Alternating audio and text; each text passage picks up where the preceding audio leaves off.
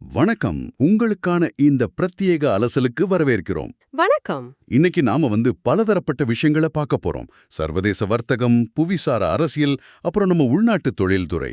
சுகாதாரம், பொருளாதார கொள்கைகள்னு ஆமா, நிறைய இருக்கு. உங்ககிட்ட இருந்து கிடைச்ச கட்டுரைகள், குறிப்புகள், இதிலிருந்து முக்கியமான தகவல்களை சுவாரஸ்யமா உங்களுக்கு தர்றதுதான் எங்களோட நோக்கம். சரி. சரி, ஆரம்பிக்கலாமா? முதல்ல, ரொம்ப நாளா இழுபறியா இருந்த இந்தியா அமெரிக்க வர்த்தக பேச்சுவார்த்தை. ஆமா, இது இப்ப மறுபடியும் சூடு பிடிச்சிருக்கு. நம்மளோட ஒரு உயர்மட்ட குழு வர்த்தக அமைச்சர் பியூஷ் கோயல் தலைமையில வாஷிங்டனுக்கு போயிருக்காங்க இல்லையா? ஆமா, இது ஒரு இறுதி கட்டத்தை நெருங்குற அறிகுறியா கூட இருக்கலாம். இது வெறும் வியாபார ஒப்பந்தம் இல்லைன்னு சொல்றீங்க போல. ஆமா, இது வெறும் வர்த்தக ஒப்பந்தம் மட்டும் இல்ல. இதுக்கு மேல போய் ஒரு பெரிய ராணுவ தளவாட ஒப்பந்தம், அணுசக்தி ஒத்துழைப்புன்னு ஓஹோ! இத ஒரு பரந்த கூட்டாண்மையா மாத்த இந்தியா முயற்சி பண்ணலாம். இதுல சுவாரஸ்யம் என்னன்னா, முன்னாடியே ஒரு வரைவு ஒப்பந்தம் 2 பேரும் ஓகே பண்ணியும். ஆமா, அத நியூஸ்ல வந்துச்சே. அமெரிக்கா இன்னும் கொஞ்சம் சலுகை கேட்டதால பேச்சு நின்னு போச்சு. ஆனா இந்த தடவை நிலைமை கொஞ்சம் வித்தியாசமா இருக்கு இல்லையா? நாம ரஷ்யா கிட்ட இருந்து கச்சா எண்ணெய் வாங்குறோம். அத காரணம் காட்டி அதிபர் ட்ரம்ப் நம்ம பொருட்கள் மேல வரியை இரட்டிப்பாக்குன பிறகுதான் இந்த பேச்சுவார்த்தை மறுபடியும் தொடங்குது. இதுல ஒரு சுவாரஸ்யமான திருப்பம் இருக்கு. நம்ம அதிகாரிகள் என்ன நினைக்கிறாங்கன்னா, அமெரிக்காக்கு இப்போ ஒரு விஷயம் புரிஞ்சிருக்கோன்னு. என்ன விஷயம்? அதாவது, தென் கொரியா, ஜப்பான் மாதிரி இல்லாம இந்தியா இந்த மாதிரி வரி மிரட்டலுக்கெல்லாம் பணியாதுன்னு அவங்க புரிஞ்சுக்கிட்டதா நம்ம தரப்பு நம்புது. ஓ! இந்தியா ரொம்ப தெளிவா சொல்லிருக்கு, வர்த்தக ஒப்பந்தம் முக்கியம்தான், ஆனா அதுக்காக எல்லாத்துக்கும் தலையாட்ட முடியாதுன்னு. என்ன எதிர்பார்க்கிறோம் நாம?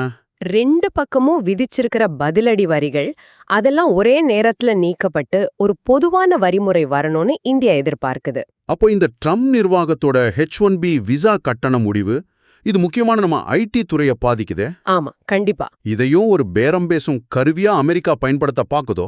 நிச்சயமா. ரஷ்ய எண்ணெய் மேல போட்ட கூடுதல் வரிய போலவே இதுவும் இந்தியா மேல ஒரு அழுத்தமா பார்க்கப்படுதுன்னு வர்த்தக நிபுணர்கள் சொல்றாங்க. அப்போ நம்ம முன்னாடி இருக்கிற சவால் என்ன?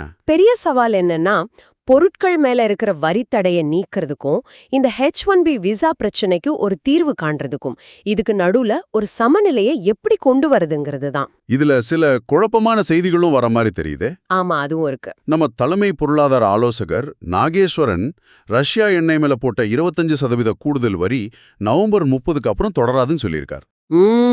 அது ஒரு பக்கம். ஆனா அதே நேரம் அமெரிக்கா G7 நாடுகள் கிட்ட ரஷ்ய எண்ணெய் வாங்குற இந்தியா, சீனா மேல அழுத்தத்தை அதிகப்படுத்தணும்னு சொல்லியிருக்கு.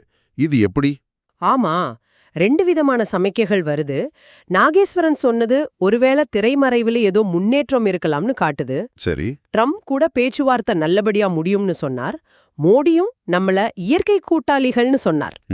ஆனா அந்த G7 அழுத்தம் மறுபடியும் ஒரு சிக்கலை உருவாக்குது. இந்தியா தொடர்ந்து சொல்லிட்டு வர்றது ஒண்ணுதான், எங்க பொருளாதார தேவைக்காகவும் வணிக நலனுக்காக தான் ரஷ்யா கிட்ட இருந்து எண்ணெய் வாங்குறோம்னு. இது எப்படி போதுன்னு பொறுத்திருந்து தான் பார்க்கணும் அப்போ. ஆமா. சரி, உலக அரங்கில் இப்போ இன்னொரு முக்கியமான பிரச்சனைக்கு வருவோம். பாலஸ்தீன பிரச்சனை. இது இப்போ ரொம்ப முக்கியமான கட்டத்துல இருக்கு. ஐநா பொதுச்சபையில பிரான்ஸ், இங்கிலாந்து, கனடா, ஆஸ்திரேலியா மாதிரி பல நாடுகள் பாலஸ்தீனத்தை ஒரு தனி நாடா அங்கீகரிச்சிருக்காங்க. ஆமா, நிறைய ஐரோப்பிய நாடுகளும் இதுல அடங்கும். ஆனா இஸ்ரேல் இத கடுமையா எதிர்க்குது. இது பயங்கரவாதத்துக்கு கொடுத்த பரிசுன்னு சொல்றாங்க. ஆமா, அவங்க தரப்பு வாதம் அது. ஆனா இதுல நாம புரிஞ்சுக்க வேண்டியது என்னன்னா, பாலஸ்தீனத்துக்கு ஏற்கனவே நிறைய சர்வதேச அங்கீகாரம் இருக்கு. எப்படின்னு சொல்றீங்க? பல நாடுகள்ல உங்களுக்கு தூதரகங்கள் இருக்கு, உலக நிகழ்வுகள்ல போட்டியிடுறாங்க. ஆனா ஒரு நாட்டுக்கு தேவையான ஒப்புக்கொள்ளப்பட்ட எல்லைகள், தலைநகரம், முழுமையான இறையாண்மை அதெல்லாம் இல்லையா? அது எதுவுமே இஸ்ரேலிய ஆக்கிரமிப்பால அவங்களுக்கு முழுசா கிடைக்கல. மேற்கு கரை, காசா 2ம் இஸ்ரேல் கட்டுப்பாட்டுல இருக்கு. அப்போ இந்த அங்கீகாரம்? அதனால இந்த அங்கீகாரம் பெரும்பாலும் ஒரு குறியீடு மாதிரி தான். நிஜத்துல பெரிய மாற்றம் வரதை விட இது ஒரு தார்மீக அரசியல் ஆதரவு. இந்த அங்கீகாரம் கள நிலவரத்துல, குறிப்பா காசா போர்ல ஏதாவது தாக்கத்தை ஏற்படுத்துதா இல்லையா? பெரிய அளவுல உடனடி தாக்கம் இல்லைன்னே சொல்லலாம். இராஜ்தந்திர அழுத்தம் அதிகமாகுது, உண்மைதான். ஆனா இஸ்ரேல் தாக்குதலை நிறுத்தல. அமெரிக்கா, ஜெர்மனி மாதிரி நாடுகள் தொடர்ந்து ஆயுத உதவி செஞ்சிட்டு இருக்காங்களே. ஆமா, அதுவும் நடக்குது. அமெரிக்கா தொடர்ந்து நிபந்தனையற்ற ஆதரவு கொடுக்குது. சமீபத்துல கூட பல பில்லியன் டாலர் ஆயுத விற்பனைக்கு ஒப்புதல் கொடுத்திருக்காங்க. ஜெர்மனியும் முக்கிய ஆயுத விநியோகஸ்தர். ஒரு நாடா அங்கீகரிக்கப்பட சில அடிப்படை தகுதிகள் வேணும் இல்லையா? ஆமா, 1933 மாண்டிவீடியோ ஒப்பந்தத்தின்படி சில விஷயங்கள் தேவை. ஒரு வரையறுக்கப்பட்ட பகுதி, நிரந்தர மக்கள், அரசாங்கம், மத்த நாடுகளோட உறவை பேணுற திறன். பாலஸ்தீனத்தை பொறுத்தவரை இது எப்படி இருக்கு? இது எல்லாமே இஸ்ரேலிய ஆக்கிரமிப்பால கேள்விக்குறியா இருக்கு. எல்லைகள் குடியேற்றங்களால சுருங்குது. காசா போர்ல மக்கள் தொகை பேரழிவை சந்திச்சிருக்கு. அரசாங்கமும் ஆமா, பிளவுபட்டிருக்கு. மேற்கு கரையில பாலஸ்தீன் ஆணையம், காசால ஹமாஸ்னு பிரிஞ்சு கிடக்கு. அப்போ இந்த உலகளாவிய அங்கீகாரம் எந்த வகையில பாலஸ்தீனத்துக்கு உதவுது? இது அவங்களோட இராஜதந்திர நிலைய வலுப்படுத்துது. உலக அரங்கில் அவங்க குரல் ஓங்கி ஒலிக்க இது உதவும். ஆனா நிலம், மக்கள், அரசாங்கம் இது மேல அவங்களுக்கு முழு கட்டுப்பாடு இல்லாத வரைக்கும் நடைமுறை சிக்கல்கள் தொடரும். இஸ்ரேலோட எதிர்வினை எப்படி இருக்கு? ரொம்ப கடுமையா இருக்கு. பிரதமர் நெத்தன்யாகு பாலஸ்தீன நாடு ஒருபோதும் அமையாதுன்னு சொல்லியிருக்காரு. ராணுவ நடவடிக்கைகளை இன்னும் தீவிரமாக்குறாங்க, ஆக்கிரமிப்பா ஆழமாக்குறாங்க. இந்த விஷயத்துல இந்தியாவோட நிலைப்பாடு என்னவா இருக்கு? நாம் ரொம்ப காலமாவே பாலஸ்தீனத்தை ஆதரிச்சுட்டு வரோம் இல்லையா? ஆமா, ரொம்ப நீண்ட காலமாவே இந்தியா பாலஸ்தீன காரணத்தை ஆதரிக்குது.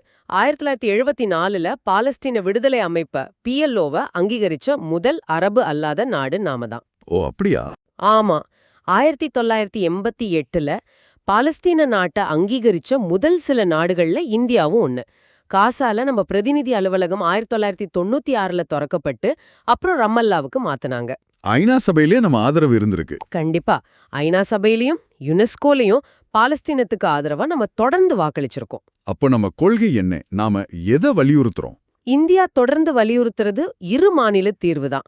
அதாவது பேச்சுவார்த்தை மூலமா இஸ்ரேலோட அமைதியா பக்கத்துல வாழக்கூடிய சுதந்திரமான இறையாண்மையுள்ள ஒரு பாலஸ்தீன நாடு உருவாகணும். அதுக்கு அடிப்படை என்ன? பொதுவா 1967க்கு முந்தைய எல்லைகளை அடிப்படையா வச்சு கிழக்கு ஜெருசலேமை தலைநகரா கொண்ட நாடா இருக்கணும்னு எதிர்பார்க்கப்படுது. இந்தியா எப்பவுமே ராஜதந்திரம், பேச்சுவார்த்தை, பதட்டத்தை தணிக்கிறது, அமைதி பேச்சுக்களை ஆரம்பிக்கிறது. ஆமா, இதத்தான் வலியுறுத்துது. ஆனா இப்போ இருக்கிற இந்த சிக்கலான உலக சூழல்ல இந்த நிலைப்பாட்டை எப்படி நடைமுறைப்படுத்துறதுங்கிறது ஒரு பெரிய கேள்வி. சரி, உலக அரசியல், இராஜதந்திரம், இதிலிருந்து நம்ம கவனத்தை கொஞ்சம் உள்நாட்டு விஷயங்களுக்கு திருப்புவோம். ஓகே. முதல்ல இந்திய தேயிலைத்துறை. நம்ம டீ உலக அளவுல பெரிய சக்தியா மாற நிறைய வாய்ப்பு இருக்குன்னு நிபுணர்கள் சொல்றாங்க. ஆமா, ஆற்றல் நிறைய இருக்கு. ஆனா அதுக்கு தரம், புது ஏற்றுமதி சந்தை, உள்நாட்டு நுகர்வு இதுலெல்லாம் கவனம் செலுத்தணும்னு சொல்றாங்க. இது கொஞ்சம் சுவாரஸ்யமா இருக்கு. நிச்சயமா. இந்தியா உலகத்துல 2வது பெரிய தேயிலை உற்பத்தியாளர், நுகர்வோர், 3வது பெரிய ஏற்றுமதியாளர். ஓகே. போன வருஷம் கிட்டத்தட்ட 1.3 பில்லியன் கிலோ உற்பத்தி செஞ்சோம். இதுல 1.22 பில்லியன் கிலோவை நாமளே குடிச்சிட்டோம். ஓ, அப்போ ஏற்றுமதி சுமார் 255 மில்லியன் கிலோவை ஏற்றுமதி செஞ்சு $800 மில்லியன் வருமானம் கிடைச்சது. ஆனா இங்க ஒரு சிக்கல் இருக்கு. என்ன சிக்கல்? நாம ஏற்றுமதி செய்யற அளவுக்கு ஏத்த வருமானம் வர்றதில்ல. இலங்கை, கென்யா போன்ற நாடுகளோட ஒப்பிடும்போது 1 கிலோ ஏற்றுமதிக்கு நமக்கு கிடைக்கிற விலை குறைவா இருக்கு. அதுக்கு காரணம்? முக்கிய காரணம் நம்ம தேயிலையோட தரம் சில சமயம் சீரா இல்லாதது. அது மட்டும் இல்லாம நம்ம நாட்டுல ஒரு ஆள் வருஷத்துக்கு சராசரியா 840 கிராம் டீ தான் குடிக்கிறாங்க. இது கம்மியா? ரொம்ப கம்மி. இதே துருக்கியில 3 கிலோவாம். அப்புறம் காலநிலை மாற்றம், ரொம்ப பழமையான தேயிலை செடிகள், தொழிலாளர் சம்பளம் இதெல்லாம் கூட சவால்கள் தான். அப்போ இதுக்கு என்ன தீர்வு?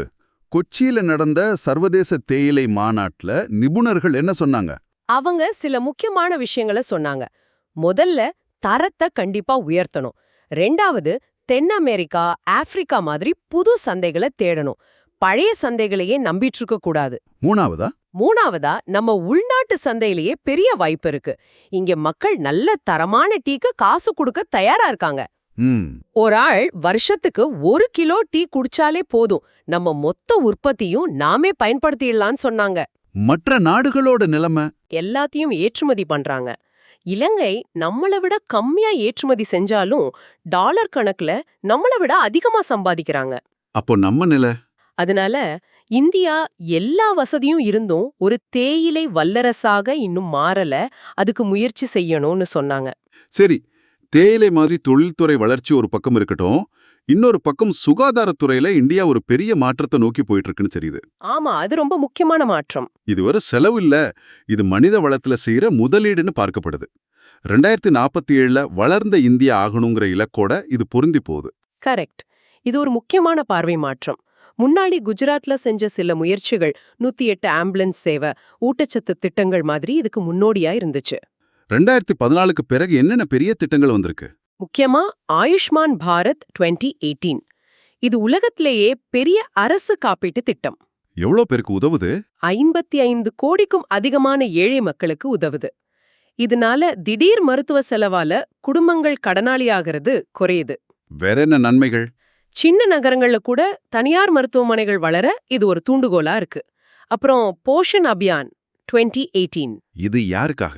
இது கர்ப்பிணி பெண்கள், பாலூட்டும் தாய்மார்கள், குழந்தைகளுக்கான ஊட்டச்சத்து திட்டம். இது குழந்தைகளோட மூளை வளர்ச்சிக்கும் பிற்கால வருமானத்துக்கும் உதவுது.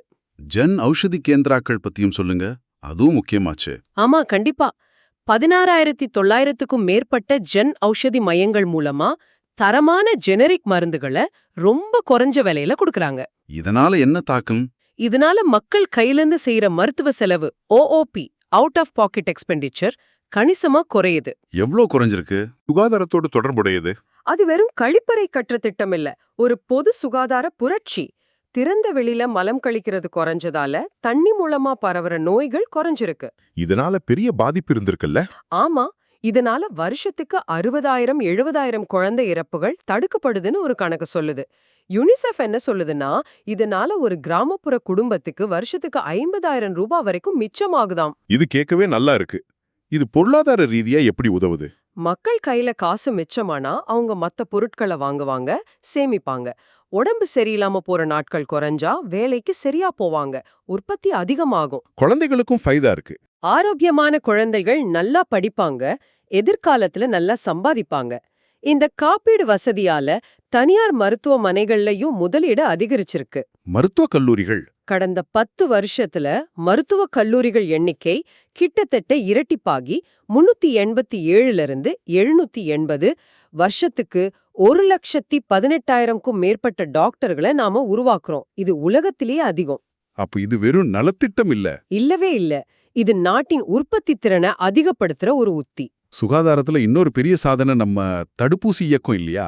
உலகத்திலேயே பெரிய நோய் தடுப்பு திட்டம் நம்மளோடது தானே? ஆமா, உலகளாவிய நோய் தடுப்பு திட்டம் UIP மூலமா வருஷத்துக்கு சுமார் 2.6 கோடி குழந்தைகளுக்கும் 2.9 கோடி கர்ப்பிணி பெண்களுக்கும் இலவசமா தடுப்பூசி போடுறோம். இதோட பலன்? இதனால 5 வயசுக்குட்பட்ட குழந்தை இறப்பு விகிதம் நல்லாவே குறைஞ்சிருக்கு. 2014ல ஆரம்பிச்ச மிஷன் இந்திரதனுஷ் MI விடுபட்ட குழந்தைங்களையும் சென்றடைய முயற்சி செஞ்சு 90% முழுமையான தடுப்பூசி நிலையை அடைய இலக்கு வச்சது. நம்மளோட சாதனைகள் இதுல பிரமிக்க வைக்குது. போலியோ இல்லாத நாடு, தாய்சை டெட்னஸ் ஒழிப்பு, யாஸ் ஒழிப்பு. ஆமா, தட்டம்மை, ரூபல்லா கட்டுப்பாடு, கோவிட் தடுப்பூசியில உலக சாதனைன்னு நிறைய இருக்கு. சமீபத்துல கூட தட்டம்மை, ரூபல்லாவுக்காக சாம்பியன் விருது வாங்கியிருக்கோம். உண்மைதான். ஆனா சவால்களும் இருக்கு. சில பகுதிகள்ல தடுப்பூசி மேல இருக்கிற தயக்கம், தவறான தகவல்கள் ஒரு பிரச்சனை. கோவிட் சமயத்துல பாதிப்பு இருந்ததா? ஆமா, கோவிட் சமயத்துல வழக்கமான தடுப்பூசி போடுறது தடைப்பட்டதான சில பாதிப்புகள் ஏற்பட்டுச்சு. எல்லா மூலை முடுக்குக்கும் தடுப்பூசி சரியா போய் சேர்றதுலயும் சில இடைவெளிகள் இருக்கு. இதுக்கு தொழில்நுட்பம் எப்படி உதவுது? கோவிட் சமயத்துல நம்ம பயன்படுத்தின கோவின் தளம் ரொம்ப வெற்றிகரமா இருந்துச்சு. அதே மாதிரி இப்போ யூவின்னு ஒரு தளம் கொண்டு வந்திருக்காங்க. இது என்ன பண்ணும்? இது குழந்தைகள், கர்ப்பிணி பெண்களோட தடுப்பூசி பதிவுகளை டிஜிட்டல் முறையில நிர்வகிக்க உதவுது. தடுப்பூசி கையிருப்பு, அது கெட்டு போகாம குளிர்சாதன வசதியோட இருக்கான்னு கண்காணிக்க. அதுக்கு சிஸ்டம் இருக்கா? ஆமா, EVIN, தேசிய குளிர்சாதன சங்கிலி மேலாண்மை அமைப்பு போன்ற தொழில்நுட்பங்களும் இருக்கு. எதிர்காலத்துக்கு என்ன திட்டம்? எதிர்காலத்துல நோய் தடுப்பு திட்டத்தை நோய் கண்காணிப்பு, பெருந்தொற்று தயார்நிலை இதோட எல்லாம் இணைச்சு ஒரே ஆரோக்கியம்ங்கிற அணுகுமுறைய பின்பற்றணும். ஒரே ஆரோக்கியம்னா? அதாவது மனிதர்கள், விலங்குகள், சுற்றுச்சூழல், இது மூணோட ஆரோக்கியத்தையும் ஒன்னா பார்க்கணும். சரி, கடைசியா நம்ம பொருளாதாரம் சம்பந்தப்பட்ட ஒரு பெரிய மாற்றத்தை பத்தி பேசுவோம். GST 2.0 சீர்திருத்தங்கள். ஆமா, இது ரொம்ப முக்கியமான ஒரு கட்டம். இது செப்டம்பர் 3, 2025ல GST கவுன்சில் ஏத்துக்கிட்டதா சொல்றாங்க. இது சும்மா வரி அடுக்குகளை மாத்துறது மட்டும் இல்லாம. இல்லவே இல்ல, இது நுகர்வோர், சிறு குறு நடுத்தர நிறுவனங்கள், MSME, தொழில்துறை, ஒட்டுமொத்த பொருளாதாரம்னு எல்லாத்தையும் பாதிக்கக்கூடிய ஒரு பெரிய எளிமைப்படுத்தல் முயற்சி. இது பத்தி கொஞ்சம் விரிவா சொல்லுங்களேன். ஆமா, இது ரொம்ப முக்கியமான மாற்றம். இந்திய தொழில்துறை கூட்டமைப்பு CII மாதிரி அமைப்புகள் இதுக்காக ரொம்ப நாளா சொல்லிட்டு இருந்தாங்க. பழைய சிஸ்டம்ல என்ன பிரச்சனை? பழைய GST முறையில சில சிக்கல்கள் இருந்துச்சு. இணைக்க தேவைகள் கம்ப்ளையன்ஸ் ரொம்ப சிக்கலா இருந்துச்சு. சில சமயம் தலைகீழ் வரி விதிப்பு இன்வெர்டட் டியூட்டி ஸ்ட்ரக்சர் பிரச்சனை இருந்துச்சு. இது எந்த வகையில வருதுன்னு சண்டை இருந்துச்சு. இதனால யார் பாதிக்கப்பட்டாங்க? இதனால முக்கியமா MSMEகள், அதாவது சிறு குறு நடுத்தர நிறுவனங்கள் ரொம்ப கஷ்டப்பட்டாங்க. அப்போ இந்த புது சீர்திருத்தத்துல என்ன மாறுது முக்கியமா? முக்கியமா முன்னாடி இருந்த 4 அடுக்கு வரியமைப்பு 5%, 12%, 18%, 28%. இது இப்போ 3 அடுக்கா மாறியிருக்கு. என்னென்ன அடுக்குகள்? அத்தியாவசிய பொருட்களுக்கு 5%, பெரும்பாலான பொருட்கள் சேவைகளுக்கு நிலையான 18%, ஆடம்பர பொருட்கள் உடலுக்கு தீங்கு விளைவிக்கிற பொருட்களுக்கு சின்குட்ஸ் 40%ன்னு எளிமைப்படுத்திருக்காங்க. இதனால பொதுமக்களுக்கு என்ன நன்மை? விலைவாசி குறையுமா? நிதியமைச்சர் என்ன சொல்றாங்கன்னா, கிட்டத்தட்ட 99% பொருட்கள் சேவைகள் இப்போ 0, 5% அல்லது 18% வரிக்குள்ள வந்துடும்னு. ஓ, இதனால நடுத்தர குறைந்த வருமானம் உள்ள குடும்பங்களுக்கு கணிசமான பணம் மிச்சமாகும். நாம தினமும் பயன்படுத்துற பல பொருட்கள், வீட்டு உபயோகப் பொருட்கள், டாய்லெட்ரீஸ், சின்ன எலக்ட்ரானிக் பொருட்கள் எல்லாம் இப்போ குறைஞ்ச வரி வரம்புக்கு வந்திருக்கு. இது விலைவாசியை கட்டுப்படுத்த உதவுன்னு சொல்றீங்க. ஆமா, அதுக்கு வாய்ப்பு இருக்கு. இது தொழில்துறைக்கு, குறிப்பா MSMEகளுக்கு எப்படி உதவுது? இந்த கார்கள் போன்ற துறைகளுக்கு நல்ல பலன் கிடைக்கும்னு எதிர்பார்க்கப்படுது. பொருளாதார வளர்ச்சிக்கு உதவுமா? இந்த சீர்திருத்தத்தால நம்ம GDP 1% வரைக்கும் கூட உயரலான்னு சில ஆய்வாளர்கள் சொல்றாங்க. அது எப்படி? ஏன்னா மக்கள் அதிகமா பொருட்களை வாங்குவாங்க, தொழில் செய்யற நம்பிக்கை அதிகரிக்கும்.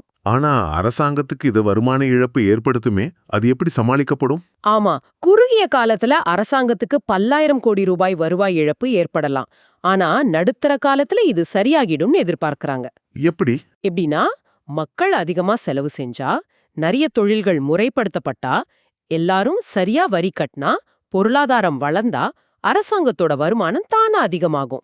இது ஒரு நீண்டகால பார்வை. ஆமா, குறுகிய கால கஷ்டத்தை பொறுத்துக்கிட்டு நீண்ட கால பலனை எதிர்பார்க்கிற ஒரு திட்டம். ஆனா இந்த சீர்திருத்தம் வெற்றி பெறணும்னா அதை சரியா நடைமுறைப்படுத்தணும் இல்லையா? கண்டிப்பா, அதுதான் முக்கியம். வரி குறைப்போட பலன் கடைநிலை நுகர்வோருக்கு போய் சேருதான் பார்க்கணும். GST நெட்வொர்க், மாநில அரசு துறைகள் எல்லாம் தயாரா இருக்கணும். ஆமா, MSMEகளுக்கு தனியா உதவி தேவைப்படலாம். கையில இருக்கிற பழைய ஸ்டாக், பேக்கேஜிங்ல செய்ய வேண்டிய மாற்றங்கள்னு சில நடைமுறை சிக்கல்களையும் கவனமா கையாளணும். ஆக இன்னைக்கு நாம பார்த்த விஷயங்கள்ல இருந்து என்ன தெரியுதுன்னா, இந்தியா ஒரு பக்கம் அமெரிக்கா மாதிரியான நாடுகளோட சிக்கலான வர்த்தக பேச்சுவார்த்தை, பாலஸ்தீன மாதிரியான உலக பிரச்சனைகளை சமாளிக்குது. அதே சமயம் இன்னொரு பக்கம் தேயிலைத்துறை, சுகாதாரம், GST சீர்திருத்தம்னு உள்நாட்டு வலிமையை அதிகப்படுத்திக்கவும் முயற்சி பண்ணுது. இது ஒரு பன்முக அணுகுமுறை மாதிரி தெரியுது. சரியா சொன்னீங்க. 2 பக்கமும் கவனம் செலுத்துறாங்க. இந்த எல்லா தலைப்புகளையும் இணைச்சு உங்களுக்காக ஒரு சிந்தனை சொல்லுங்க. இந்தியா இப்படி சுகாதாரம், அதாவது மனித வளம், எளிமையான வரிகள், பொருளாதார திறன், தேயிலை மாதிரி தொழில்துறை ஆற்றல்னு உள்நாட்டுல தன்னை வலுப்படுத்திக்கிறது. அது அமெரிக்காவுடனான வர்த்தக பேச்சு அல்லது பாலஸ்தீன பிரச்சனை மாதிரி வெளியிலிருந்து வர சிக்கலான அழுத்தங்களை சமாளிக்க எந்த அளவுக்கு உதவுது? ஆமா, யோசிக்க வேண்டிய விஷயம். தனித்தனியா தெரியிற இந்த விஷயங்கள் வர்த்தகம், இராஜதந்திரம், சுகாதாரம், வரி, தொழில்லாம் சேர்ந்து 2047 வளர்ந்த நாடாகணுங்கிற இந்தியாவோட லட்சிய பயணத்தை எப்படி வடிவமைக்குதுன்னு நீங்க யோசிச்சு பார்க்கலாம். இதுல உங்களுக்கு எது ரொம்ப முக்கியமானதா படுது? அடுத்த முறை சந்திக்கும் வரை சிந்திப்போம், கற்போம். வணக்கம். இது உங்களுக்கான பிரத்யேக தகவல் அலசல். இன்னைக்கு செப்டம்பர் 26, 2025. நீங்க பகிர்ந்துகிட்ட பல தகவல்கள்ல இருந்து ரொம்ப முக்கியமான சில விஷயங்களை, சில ஆச்சரியமான உண்மைகளை உங்களுக்காக கொஞ்சம் எளிமையா, அதே சமயம் ஆழமா பார்க்க போறோம். இதுதான் இந்த கலந்துரையாடலோட நோக்கம். ஆமா, இன்னைக்கு நம்ம கிட்ட நிறைய டாபிக்ஸ் இருக்கு. வானிலை முன்னறிவிப்புல ஒரு புது டெக்னாலஜி, அப்புறம் நம்ம ஃபோன், கம்ப்யூட்டர் மாதிரி சாதனங்களோட பாதுகாப்பு, அப்புறம் ஒரு நதி, அது மேல வரப்போற புனல் மின் திட்டம், அது சம்பந்தமான சுற்றுச்சூழல் விஷயம், பாதுகாப்பு படை வீரர்களோட பென்ஷன் சிஸ்டம்ல சில மாற்றங்கள், இந்தியா மற்ற நாடுகளோட செய்யற பாதுகாப்பு, விவசாய ஒப்பந்தங்கள், சில முக்கியமான காட்டு விலங்குகள், நேஷனல் பார்க்ஸ், அப்புறம் ஒரு பழமையான கோயில் புனரமைப்பு வரைக்கும். இப்படி நிறைய விஷயங்கள் இருக்கு. இந்தியா எப்படி பல துறைகள்ல இயங்கிக்கிட்டு இருக்கு, முன்னேறிட்டு இருக்குன்னு ஒரு ஓவர்வியூ பார்க்கலாம். சூப்பர். அப்போ முதல்ல டெக்னாலஜி முன்னேற்றங்கள்ல இருந்து ஆரம்பிக்கலாமா? வானிலை முன்னறிவிப்பு நம்ம டெய்லி லைஃப்ல ரொம்ப முக்கியம். அத இன்னும் துல்லியமாக்க ஏதோ பெரிய ஸ்டெப் எடுத்திருக்காங்க போல இருக்கே. ஆமா, கரெக்ட். தேசிய நடுத்தர தூர வானிலை முன்னறிவிப்பு மையம், அதாவது NCMRWF, அவங்களும் நியூ ஸ்பேஸ் இந்தியா லிமிடெட் NSIL-ம் ஒரு முக்கியமான ஒப்பந்தம் போட்டிருக்காங்க. இதுல முக்கியமா என்னன்னா, டெல்லி NCR பகுதியிலையும் சென்னையிலையும் 2 நேரடி ஒளிபரப்பு நெட்வொர்க், அதாவது DBNet ஸ்டேஷன் அமைக்க போறாங்க. DBNet அது என்ன டெக்னாலஜி? இது எப்படி வானிலை முன்னறிவிப்பை இன்னும் பெட்டர் ஆக்கும்? இது நிஜமாவே ஒரு நல்ல முன்னேற்றம். இந்த DBNet சிஸ்டம் தாழ் பூமி சுற்றுப்பாதை, அதாவது லோ எர்த் ஆர்பிட் LOல சுத்துற சேட்டலைட்ல இருந்து கிட்டத்தட்ட ரியல் டைம்ல டேட்டாவை வாங்குறதுக்கான ஒரு குளோபல் செட்டப். ஓ, ரியல் டைம்லயா? ஆமா, யோசிச்சு பாருங்க. ஓஷன் சேட், நோவா, மெட்டாப் மாதிரி நம்ம இந்திய வெளிநாட்டு புவி கண்காணிப்பு செயற்கைக்கோள்கள் அனுப்புற டேட்டாவை உடனுக்குடன் நம்மளால வாங்க முடியும். இது எண்கணித வானிலை கணிப்பு, அதாவது NWB, புயல்களை கண்காணிக்கிறது, காலநிலை ஆராய்ச்சி, இதுக்கெல்லாம் ரொம்ப ரொம்ப முக்கியம். அப்போ டேட்டா கிடைக்கிற டைம், அந்த தாமதம் ரொம்ப குறையும் இல்லையா? சரியா சொல்லிங்க. அதுதான் இதோட மிகப்பெரிய ப்ளஸ் பாயிண்ட். ஒரு சேட்டலைட் நம்ம தலைக்கு மேல பாஸ் ஆகி வெறும் 5 நிமிஷத்துக்குள்ள NCMRWF அந்த முழு டேட்டாவையும் வாங்கி ப்ராசஸ் பண்ணி புவியறிவியல் அமைச்சகத்தோட வெதர் மாடல்களுக்குள்ள இன்புட்டா கொடுத்துடும். வாவ், 5 நிமிஷத்துலயா? ஆமா, இதனால குறுகிய காலம், நடுத்தர கால வானிலை முன்னறிவிப்புகள் முன்ன விட ரொம்ப துல்லியமா, நம்பகத்தன்மையோட வேகமா உங்களுக்கு கிடைக்கும். இது மிஷன் மௌசம் திட்டத்தோட ஒரு முக்கியமான பகுதி. வானிலை மாதிரி நம்ம டெய்லி யூஸ் பண்ற ஃபோன், கம்ப்யூட்டர், ரூட்டர்ஸ் இதுகளோட பாதுகாப்பும் ரொம்ப முக்கியம் தானே? அத பத்தியும் ஒரு நியூஸ் இருக்கே. ஆமா, இது நம்ம எல்லாருடைய டிஜிட்டல் பாதுகாப்பு சம்பந்தப்பட்ட விஷயம். நம்ம கையில இருக்கிற ஃபோன், லேப்டாப்ஸ், வீட்ல யூஸ் பண்ற வைஃபை ரூட்டர்ஸ் எல்லாத்துக்கும் இது பொருந்தும். தேசிய தகவல் தொடர்பு பாதுகாப்பு மையம் NCCS அவங்க நொய்டால இருக்கிற கம்ப்ளையன்ஸ் இன்டர்நேஷனல் பிரைவேட் லிமிடெட் அப்படிங்கிற கம்பெனியை IP ரூட்டர்ஸ் மாதிரி சாதனங்களை செக்யூரிட்டி டெஸ்ட் பண்றதுக்கான ஒரு டெலிகாம் செக்யூரிட்டி டெஸ்டிங் லேப், அதாவது TSTL அங்கீகரிச்சிருக்காங்க. ஓகே, இதோட முக்கியத்துவம் என்ன? இதனால சாதாரண யூசருக்கு என்ன தாக்கம் இருக்கும்? இது ரொம்ப முக்கியம். ஏன்னா இனிமே இந்தியால விக்கிற, இறக்குமதி செய்யற இல்ல யூஸ் பண்ற எல்லா டெலிகாம் சாதனங்களும், குறிப்பா அந்த MTCTE லிஸ்ட் கீழே வர சாதனங்கள் எல்லாமே இந்த காம்செக் அப்படிங்கிற தகவல் தொடர்பு பாதுகாப்பு சான்றிதழ் திட்டத்துக்கு கீழே கட்டாயமா செக்யூரிட்டி டெஸ்ட் பண்ணி சர்டிபிகேட் வாங்கணும். ஓ, கட்டாயமா? ஆமா, இது 2017ல இருந்த ரூல்ஸ்க்கு பதிலா இப்ப வந்திருக்கிற புது, இன்னும் ஸ்ட்ராங்கான 2025 டெலிகாம் ரூல்ஸ் கீழே வருது. அப்போ இந்த NCCS, TSTL இதெல்லாம் எப்படி சேர்ந்து ஒர்க் பண்ணும்? இந்த ப்ராசஸ் எப்படி நடக்கும்? இதை NCCS தான் கோஆர்டினேட் பண்றாங்க. ப்ராசஸ் சிம்பிள் தான். முதல்ல ஒவ்வொரு டைப் டெலிகாம் சாதனத்துக்கும் இந்தியாவுக்கான பாதுகாப்பு ஸ்டாண்டர்ட்ஸ், அதாவது ITSR NCCS முடிவு பண்ணுவாங்க. ரெண்டாவதா, இந்த ஸ்டாண்டர்ட்ஸ் படி டெஸ்ட் பண்றதுக்கு கம்ப்ளையன்ஸ் இன்டர்நேஷனல் மாதிரி தகுதியான தேர்ட் பார்ட்டி லேப்ஸ்க்கு TSTL அங்கீகாரம் கொடுப்பாங்க.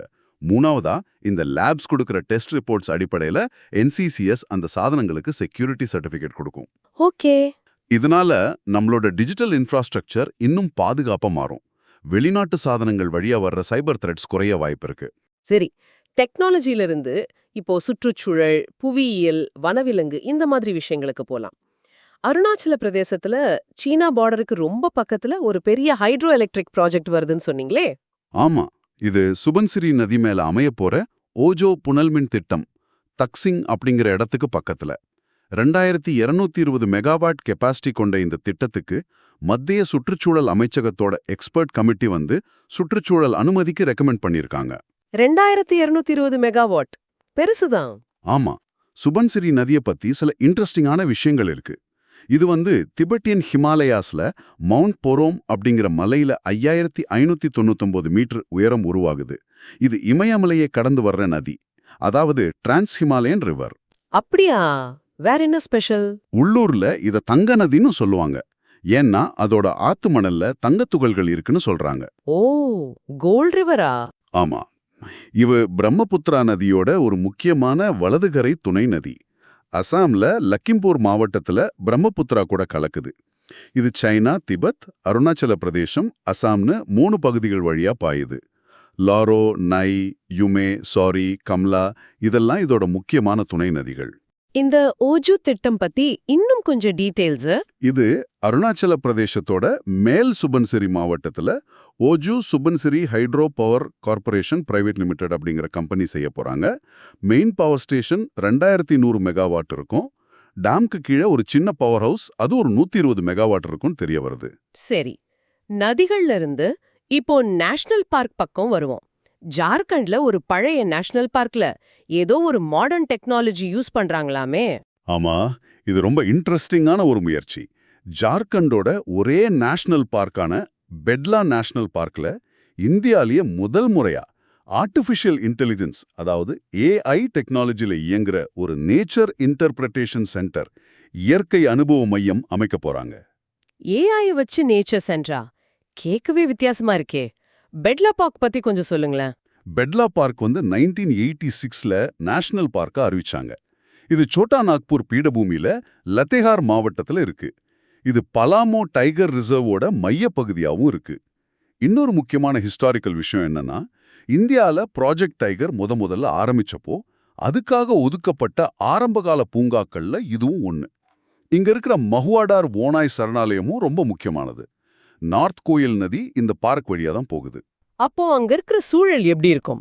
இந்த AI சென்டர் எப்படி யூஸ்ஃபுல்லா இருக்கும்? ஆம். அங்க நல்ல பசுமையான காடுகள், இலையுதிர் காடுகள்னு பல டைப் தாவரங்கள் இருக்கு. புலி, சிறுத்தை, ஓநாய், காட்டுநாய், புள்ளிமான், காட்டெருமைன்னு நிறைய விலங்குகள் இருக்கு. மலபார் பைட் ஹார்ன்பில், இந்தியன் பிட்டா மாதிரி சில அரிய பறவைகளையும் பார்க்கலாம். ஒரோன், முண்டா மாதிரி பழங்குடியின மக்கள் பல நூற்றாண்டுகளா அங்க வாழ்ந்துட்டு வராங்க. இந்த புது AI சென்டர் பூங்காவுக்கு வர்றவங்களோட எக்ஸ்பீரியன்ஸை நிச்சயமா அடுத்த லெவலுக்கு கொண்டு போகும். ஒருவேளை விலங்குகளை பத்தின தகவல்களை உடனே தெரிஞ்சுக்கிறது, வழிகாட்டுறது, சேஃப்டி வார்னிங்ஸ் கொடுக்கறதுன்னு பல விதத்துல உதவலாம். சரி, இயற்கை அனுபவங்கள் ஒரு பக்கம் இருக்கட்டும். கேரளால இருந்து ஒரு கவலையான நியூஸ் வந்திருக்குன்னு சொன்னீங்க. குரங்குகள் மர்மமா இறந்திருக்குன்னு. ஆமா, இது திருவனந்தபுரம் பக்கத்துல பாலோடு காட்டு பகுதியில நடந்திருக்கு. 9 போனட் மெக்காக் குரங்குகள் மர்மமான முறையில இறந்து கிடந்திருக்கு. வனத்துறை கேஸ் ரெஜிஸ்டர் பண்ணி இன்வெஸ்டிகேட் பண்ணிட்டு இருக்காங்க. இந்த போனட் மெக்காக், இதோட சயின்டிபிக் நேம் மேக்ககா ரேடியாட்டா. உள்ளூர்ல சதின்னு சொல்லுவாங்க. இது தென்னிந்தியாவுல மட்டும் காணப்படுற ஒரு தனித்துவமான குரங்கு இனம். Endemic to South India. தென்னிந்தியாவுக்கு மட்டுமே உரியதா? அப்போ இதோட பாதுகாப்பு நிலைமை என்ன? IUCNோட ரெட் லிஸ்ட்ல இத பாதிக்கப்படக்கூடியவை, அதாவது வல்னரபிள் கேட்டகரியில வச்சிருக்காங்க. இது கொஞ்சம் கவலைக்கூடிய நிலைமை தான். ஓ, அப்படியா? அது மட்டும் இல்ல, நம்ம வனவிலங்கு பாதுகாப்பு சட்டம் 1972ஓட ஷெட்யூல் 1 கீழே இதுக்கு ஹையஸ்ட் ப்ரொடெக்ஷன் இருக்கு. மரத்துலயும் தரையிலையும் வாழும், பகல்ல ஆக்டிவா இருக்கும், நல்லா நீந்தும். வெஸ்டர்ன் காட்ஸோட பசுமை மாறா காடுகள், இலையுதிர் காடுகள்ல இதை அதிகம் பார்க்கலாம். ஆந்திரா, கோவா, கர்நாடகா, கேரளா, மகாராஷ்டிரா, தமிழ்நாடு, குஜராத் வரைக்கும் இதை பார்க்கலாம். பழங்கள், பூச்சின்னு எல்லாம் சாப்பிடும். ஆம்னிவோர். இவ்வளவு முக்கியத்துவம் வாய்ந்த இந்த இனத்தோட இந்த திடீர் சாவுக்கான காரணம் என்னன்னு கண்டுபிடிக்கிறது ரொம்ப அவசியம். சரி, அடுத்து பாதுகாப்பு, நிர்வாகம், அப்புறம் சர்வதேச உறவுகள் சம்பந்தப்பட்ட சில முக்கியமான தகவல்களை பார்க்கலாம். ரிட்டையர்டான டிஃபென்ஸ் பர்சனலுக்கான பென்ஷன் சிஸ்டம்ல ஒரு பெரிய முன்னேற்றம் வந்திருக்குன்னு சொன்னீங்களே. ஆமா, மிக சரி. இது ஸ்பார்ஷ், அதாவது சிஸ்டம் ஃபார் பென்ஷன் அட்மினிஸ்ட்ரேஷன், ரக்ஷா அப்படிங்கிற ஒரு டிஜிட்டல் பென்ஷன் சிஸ்டம் பத்தினது. இந்த சிஸ்டம் ரொம்ப நாளா பெண்டிங்ல இருந்த சுமார் 6.43 லட்சம் பென்ஷன் குளறுபடி சம்பந்தப்பட்ட கேசுகள்ல கிட்டத்தட்ட 5.60 லட்சம் கேசுகளை, அதாவது 87% கேசுகளை வெற்றிகரமா க்ளோஸ் பண்ணிருக்காங்க. இது ஒரு பெரிய சாதனை. 87% ரிசால்வ் பண்ணிட்டாங்களா? சூப்பர். இந்த ஸ்பார்ஷ் சிஸ்டம் எப்படி வேலை செய்யுது? பென்ஷனர்களுக்கு இதனால என்ன பயன்? ஸ்பாஷ் பாதுகாப்பு அமைச்சகத்துக்கு கீழே இயங்குற ஒரு full and full web based system. இது உலகத்திலேயே பெரிய டிஃபென்ஸ் பென்ஷன் சிஸ்டம்ல ஒன்றுன்னு சொல்றாங்க. ஆர்மி, நேவி, ஏர்ஃபோர்ஸ் வீரர்கள், அப்புறம் பாதுகாப்பு துறையில வேலை செஞ்ச சிவிலியன்கள் எல்லாருக்கும் அது சர்வீஸ் கொடுக்குது. பிரயாக்ராஜ், முன்னாடி அலகாபாத்னு சொன்னோம்ல, அங்க இருக்கிற டிஃபென்ஸ் அக்கவுண்ட்ஸ் கண்ட்ரோலர் ஆஃபீஸ் தான் இதை நிர்வகிக்கிறாங்க.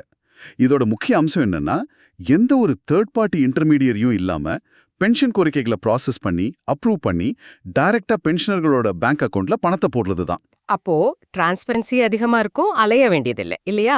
நிச்சயமா. பென்ஷனர்கள் அவங்களோட டீடைல்ஸ் ஆன்லைன்லயே பார்த்துக்கலாம், செக் பண்ணிக்கலாம். அவங்களோட பென்ஷன் அக்கவுண்ட் பத்தின எல்லா விவரங்களையும் வெளிப்படையா பார்க்க முடியும். பென்ஷன் ஆரம்பிக்கிறது, கொடுக்கறது, கரெக்ஷன் பண்றது, குறைகளை சரி செய்யறது எல்லாமே இந்த ஒரே பிளாட்ஃபார்ம்ல நடக்கும். இதனால ஆபீஸ்க்கு நடையா நடக்கிற கஷ்டம் குறையுது, குறை தீர்க்கறதுக்கான டைமோ ரொம்பவே குறைஞ்சிருக்குன்னு சொல்றாங்க. இது ரிட்டையர்ட் வீரர்களுக்கு கிடைச்சிருக்கிற ஒரு பெரிய ரிலீஃப். டிஜிட்டல் டெக்னாலஜியோட பவரை இதை காட்டுது. நிர்வாக சீர்திருத்தம் மாதிரியே நேஷனல் செக்யூரிட்டில கோஆர்டினேஷனும் முக்கியம். சிவில் மிலிட்டரி ஆபீசர்ஸ் நடுவுல ஒருங்கிணைப்பை பலப்படுத்த ஒரு புது திட்டம் ஆரம்பிச்சிருக்காங்களாமே. ஆனா அதுதான் கோர். அதாவது combined operational review and evaluation அப்படிங்கிற ஒருங்கிணைந்த செயல்பாட்டு ஆய்வு மற்றும் மதிப்பீட்டு திட்டம். இது நியூ டெல்லியில இருக்கிற integrated defence staff headquarters HQIDS ஏற்பாடு செஞ்சிருக்காங்க. இதோட ஸ்பெஷாலிட்டியே இந்திய ஆயுதப்படைகளோட senior officers, defence ministry, foreign ministry, home ministry officers எல்லாரும் ஒரே இடத்துல உட்கார்ந்து நேஷனல் செக்யூரிட்டி பத்தி டீடைல்டா டிஸ்கஸ் பண்றது தான். இது ஒரு நல்ல முயற்சி மாதிரி தெரியுது. என்னென்ன விஷயங்கள் இதுல முக்கியமா பேசுவாங்க? இப்போ மாறிட்டு வர ரீஜனல் குளோபல் செக்யூரிட்டி சேலஞ்சஸ், அப்புறம் போரோட தன்மையில டெக்னாலஜி ஏற்படுத்துற தாக்கம், குறிப்பா AI, சைபர் மாதிரி விஷயங்கள், ஸ்ட்ராட்டஜிக் கம்யூனிகேஷனோட முக்கியத்துவம், இப்போ இருக்கிற மாதிரி காம்ப்ளெக்ஸான பலதரப்பட்ட அச்சுறுத்தல்களை சமாளிக்க சிவில் மிலிட்டரி துறைகளுக்கு நடுவுல இன்னும் நல்ல ஒருங்கிணைப்பு, என்ஹான்ஸ்ட் சினர்ஜி தேவைப்படுறது. இந்த மாதிரி ரொம்ப முக்கியமான டாபிக்ஸ் எல்லாம் டிஸ்கஸ் பண்ணுவாங்க. பல துறை எக்ஸ்பர்ட்ஸோட கருத்துக்களையும் கேட்பாங்க. இதுல கலந்துக்கிற ஆஃபீஸர்ஸோட ஸ்ட்ராட்டஜிக் பார்வை இன்னும் விரிவடையும். ஃபியூச்சர்ல லீடர்ஷிப் ரோல்ஸ்ல நல்ல முடிவுகள் எடுக்க இது உதவும். உள்நாட்டு ஒருங்கிணைப்பு மாதிரி இன்டர்நேஷனல் கோஆபரேஷனும் முக்கியம். இந்தியா மொரோக்கோ கூட பாதுகாப்பு துறையில ஒரு ஒப்பந்தம் போட்டிருக்காங்களாமே. ஆமாம், இந்தியாவும் மொராக்கோவும் டிஃபென்ஸ் கோஆபரேஷனை இன்னும் ஸ்ட்ராங் பண்ணிக்கிறதுக்காக மொராக்கோவோட தலைநகரம் ரபாத்ல ஒரு புரிந்துணர்வு ஒப்பந்தம் MOU கையெழுத்து போட்டிருக்காங்க. இந்திய பாதுகாப்பு அமைச்சர் இதுல கலந்துக்கிட்டாரு. இது 2 நாட்டு உறவுல ஒரு முக்கியமான ஸ்டெப். மொராக்கோ பத்தி சில ஜியோகிராபிக்கல் இன்ஃபர்மேஷன் கொஞ்சம் இன்ட்ரெஸ்டிங்கா இருக்கும்.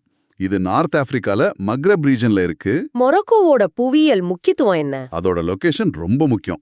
அல்ஜீரியா, வெஸ்டர்ன் சஹாரா கூட பார்டர்ஸை ஷேர் பண்ணுது. ஒரு இன்ட்ரெஸ்டிங் விஷயம் என்னன்னா, அட்லாண்டிக் ஓஷன்லயும் மெடிட்டரேனியன் சீலையும் ரெண்டுலயுமே கடற்கரை இருக்கிற ஒரே ஆப்பிரிக்கா நாடு இதுதான். ஓ, அப்படியா? ஆமா, ஸ்பெயினோட 2 பகுதிகள் சியூட்டா, மெலிலா, அது இதோட நார்த் கோஸ்ட்ல இருக்கு. ரபாத் தான் தலைநகரம். இது ஒரு கான்ஸ்டிடியூஷனல் மொனார்கி. அரபிக், டமாஷைட், பர்பர் இது 2ம் அஃபிஷியல் லாங்குவேஜஸ். அட்லஸ் மலைத்தொடர்ல இருக்கிற ஜபல் டூப்கல் தான் அங்க இருக்கிற உயரமான சிகரம். இந்த புது டிஃபென்ஸ் ஒப்பந்தம் 2 நாடுகளுக்குமான ஸ்ட்ராட்டஜிக் பார்ட்னர்ஷிப்பை இன்னும் வலுப்படுத்தும்னு எதிர்பார்க்கலாம். பாதுகாப்பு துறையில மட்டும் இல்லாம விவசாயத்துறையிலே ஒரு இன்டர்நேஷனல் பார்ட்னர்ஷிப் நடக்குது போல, பிரேசிலோட சேர்ந்து. ஆமா, இது மைத்ரி 2.1 பேரு. இந்திய வேளாண் ஆராய்ச்சி council ICAR, Brazil India agritech cross incubation program, அதோட 2வது எடிஷனை நியூ டெல்லியில ஆரம்பிச்சிருக்காங்க.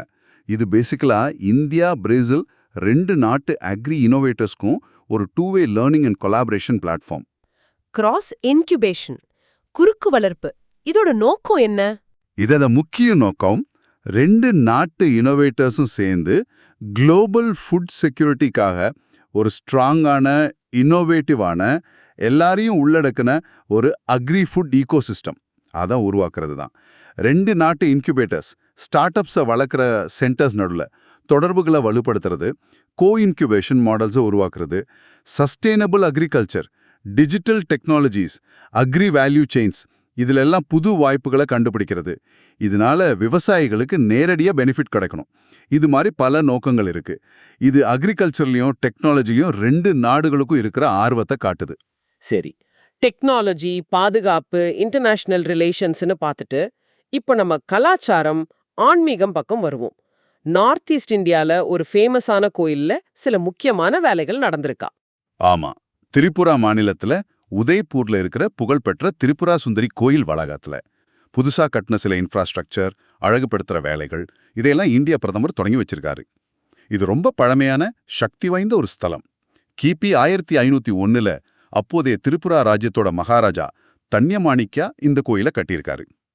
இந்தியாவில் இருக்கிற 51 சக்தி பீடங்கள்ல இதுவும் ஒன்னா கருதப்படுது. நார்த் ஈஸ்ட் இந்தியாவோட முக்கியமான புனித தலங்கள்ல இதுவும் ஒண்ணு. 500 வருஷத்துக்கு மேல பழமையான கோயிலா? அதோட அமைப்பு, சிறப்பு பத்தி இன்னும் கொஞ்சம் சொல்லுங்களேன். உள்ளூர் மக்கள் இது ரொம்ப அன்பா மாதா பரின்னு சொல்லுவாங்க. இந்த கோயிலோட பேஸ்மெண்ட் ஆம ஓடு மாதிரி இருக்கிறதால இதுக்கு கூர்ம பீடம், அதாவது ஆமை பீடம்னு இன்னொரு பேரும் இருக்கு. கோயிலோட ஆர்கிடெக்சர் பெங்காலி கிராமத்து குடிசை ஸ்டைல்ல இருக்கும். ஸ்கொயர் ஷேப்ல கருவறை, அதுக்கு மேல கோன் மாதிரி சாய்வான கூரை. கருவறையில 2 அம்மன் சிலைகள் இருக்கு. ஒன்னு மெயின் தெய்வம் திரிபுரா சுந்தரி தேவி, இன்னொன்னு கொஞ்சம் சின்னதா சோட்டோமா, அதாவது சின்ன அம்மா இல்ல சாண்டி தேவின்னு சொல்றாங்க. 2 சிலைகளா? அந்த சின்ன சிலையோட பின்னணி என்ன? அது ஒரு இன்ட்ரெஸ்டிங்கான கதை. பழங்காலத்துல திரிபுரா ராஜாக்கள் வேட்டைக்கு போகும்போதும் போர்க்களத்துக்கும் இந்த சோட்டோமா சிலையை தங்க கூட எடுத்துட்டு போவாங்களாம். ஆனா இதை விட முக்கியமான ஒரு விஷயம் என்னன்னா, இந்த கோயில் பல நூற்றாண்டுகளா பலதரப்பட்ட நம்பிக்கைகளை ஒன்னு சேர்க்கிற ஒரு மையமா இருக்கு. சாக்தம், வைஷ்ணவம் மாதிரி ஹிந்து பிரிவுகள் மட்டும் இல்லாம இஸ்லாமியர்கள், பழங்குடியின மக்கள்னு எல்லா சமுதாயத்தினரும் இதோட சடங்குகள்லயும் வருஷா வருஷம் நடக்கிற விழாக்கள்லயும் எந்த பாகுபாடும் இல்லாம கலந்துக்கிறாங்க. அப்படியா? ஆமா, இது இந்த பகுதியோட மத நல்லிணக்கத்துக்கு ஒரு சிறந்த எடுத்துக்காட்டா இருக்கு. அருமை.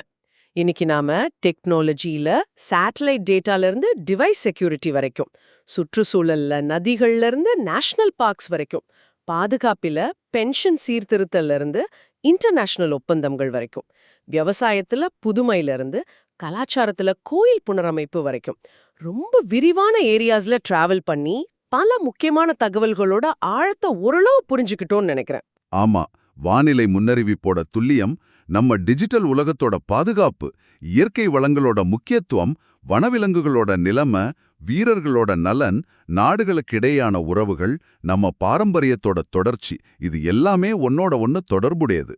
இந்த தகவல்கள் வெறும் நியூஸ் இல்ல, நம்மள சுத்தி நடக்கிற பெரிய மாற்றங்களை புரிஞ்சுக்க உதவுற சில துணுக்குகள். சரி, இந்த அலசலோட இறுதியில உங்களுக்காக ஒரு கேள்வி.